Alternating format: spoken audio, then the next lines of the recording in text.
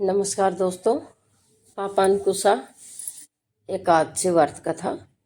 आश्विन यकवार मास शुक्ल पक्ष एकादशी आश्विन मास की शुक्ल पक्ष की एकादशी को पापांकुशा एकादशी कहा जाता है।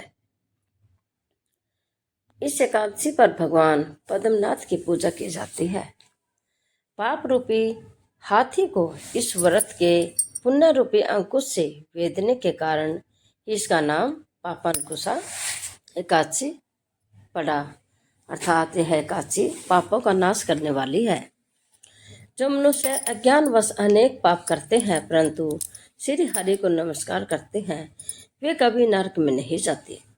श्री हरि विष्णु जी के नाम जप और कीर्तन मात्र से संसार के सब तीर्थों के पुण्य का फल मिल जाता है।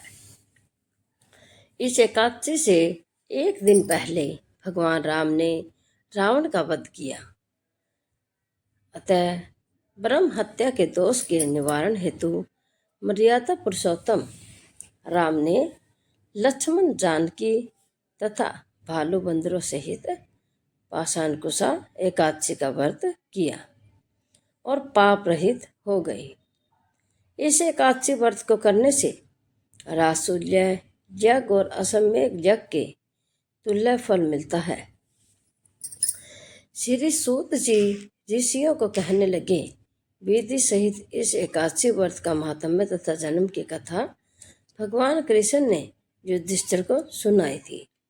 युधिष्ठिर बोले, हे भगवान कृष्ण, अब आप मुझे 26 एकादशियों के नाम, व्रत, विधि बताइए तथा किस देवता का पूजन करना चाहिए यह भी बताइए। भगवान कृष्ण बोले, हे युधिष्ठिर, मैं दान, स्नान, तीर्थ, तप इत्यादि शुभ कर्मों से शीघ्र प्रसन्न नहीं होता हूँ, परंतु एकादशी व्रत करने वाला मुझे प्राणों के समान प्रिय लगता है। भगवान मधुसूदन बोले, हे युधिष्ठिर, आश्विन मास के शुक्ल पक्ष की एकादशी का नाम पापांकुशा है। यह पाप का निरोध करने वाली है। इस एकादशी के व्रत में मनुष्य को मोक्ष, अर्थ और काम इन तीनों की प्राप्ति होती है। इससे व्रती को मन वांछित फल की प्राप्ति होती है तथा सर्व सांसारिक सुख मिलते हैं।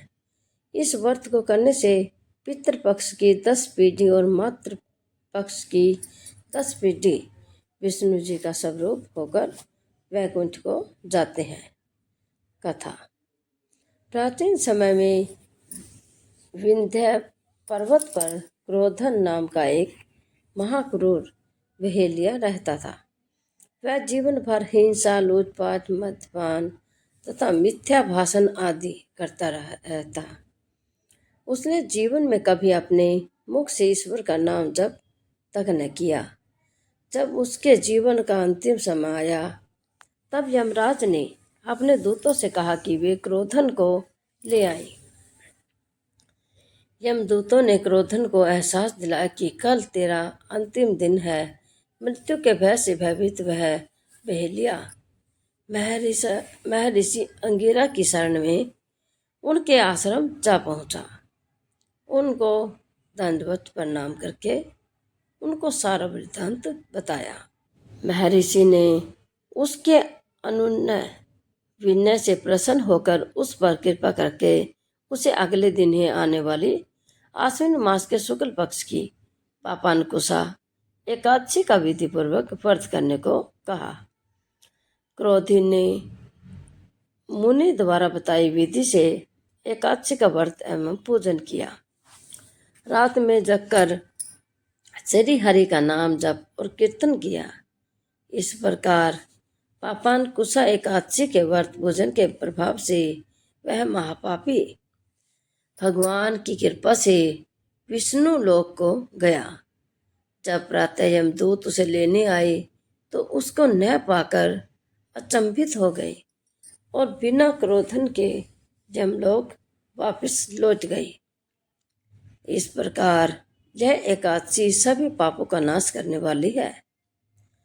जो मनुष्य अज्ञानवश अनेक पाप करते हैं, परंतु श्री हरि का नाम जप नहीं करते, वे कभी नरक में नहीं जाते। व्रत विधि। व्रत रहने वाले को दशमी के दिन रात में सात्विक भोजन करना चाहिए और ब्रह्मचर्य का पालन करना चाहिए।